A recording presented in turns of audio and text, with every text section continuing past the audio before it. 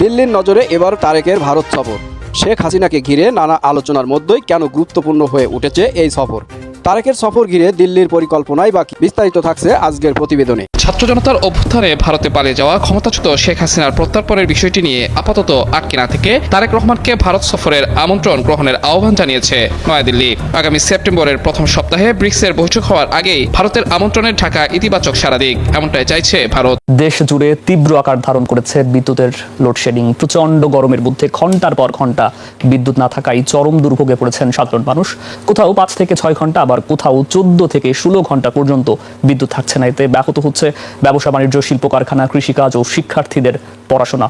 ছাত্র জনতার অভ্যুত্থানে ভারতে পালিয়ে যাওয়া ক্ষমতাচ্যুত শেখ হাসিনার প্রত্যর্পণের বিষয়টি নিয়ে আপাতত আটকে না থেকে তারেক রহমানকে ভারত সফরের আমন্ত্রণ গ্রহণের আহ্বান জানিয়েছে নয়াদিল্লি। আগামী সেপ্টেম্বরের প্রথম সপ্তাহে ব্রিক্সের বৈঠক হওয়ার আগেই ভারতের আমন্ত্রণের ঢাকা ইতিবাচক সাড়া দিক, এমনটাই চাইছে ভারত। এক্ষেত্রে ঢাকার জন্য বড় ধরনের কূটনৈতিক উপহারের ইঙ্গিতও দেওয়া হয়েছে। তবে আমন্ত্রণ প্রত্যাখ্যান করলে নরেন্দ্র মোদীর সঙ্গে তারেক রহমানের বৈঠকের সুযোগ অদূর ভবিষ্যতে পাওয়া কঠিন হতে পারে বলেও বার্তা দেওয়া হয়েছে।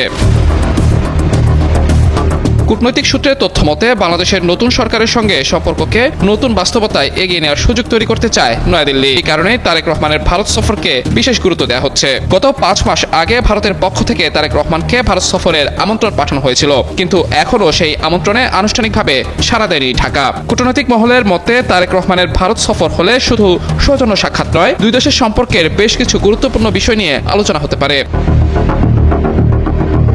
এর আগে শেখ হাসিনার প্রত্যর্পণ নিয়ে বাংলাদেশের পক্ষ থেকে ভারতের উপর চাপ তৈরি করা হয়। ঢাকা একাধিকবার হাসিনার প্রত্যর্পণের বিষয়টি সামনে এনেছে, কিন্তু নয়াদিল্লি সেই দাবির বিষয়ে এখনও দৃশ্যমান কোনো পদক্ষেপ নেয়নি। ফলে বিষয়টি দুই দেশের সম্পর্কে একটি অস্বস্তির কারণ হয়ে রয়েছে। এই পরিস্থিতিতেও ভারত চাইছে নতুন সরকারের সঙ্গে সরাসরি যোগাযোগ বাড়াতে। তবে এখন দেখার বিষয় ঢাকা কোন পথ বেছে নেয়। দুই দেশের সম্পর্ক বাড়াতে শেখ হাসিনার প্রত্যর্পণকে একপাশে রেখে ঢাকা কি দিল্লির সঙ্গে সম্পর্ক বাড়াবে, নাকি শেখ হাসিনাকে ফেরাতে নয়াদিল্লিকে দেওয়া চাপ অব্যাহত রাখবে? বিদ্যুৎ না থাকায় চরম দুর্ভোগে পড়েছেন সাধারণ মানুষ।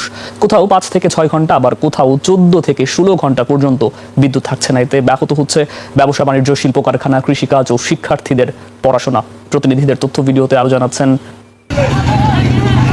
জামালপুরে তীব্র আকার ধারণ করছে লোডশেডিং। 24 ঘন্টায় 7 থেকে 8 ঘন্টা পর্যন্ত বিদ্যুৎ থাকছে না। 170 মেগাওয়াট চাহিদার বিপরীতে জেলায় সরবরাহ মিলছে মাত্র 70 থেকে 80 মেগাওয়াট। এতে শিল্প কারখানায় উৎপাদন নেমেছে অর্ধেকে। গ্রাম অঞ্চলে কোথাও কোথাও 10 থেকে 12 ঘন্টা পর্যন্ত লোডশেডিং হচ্ছে।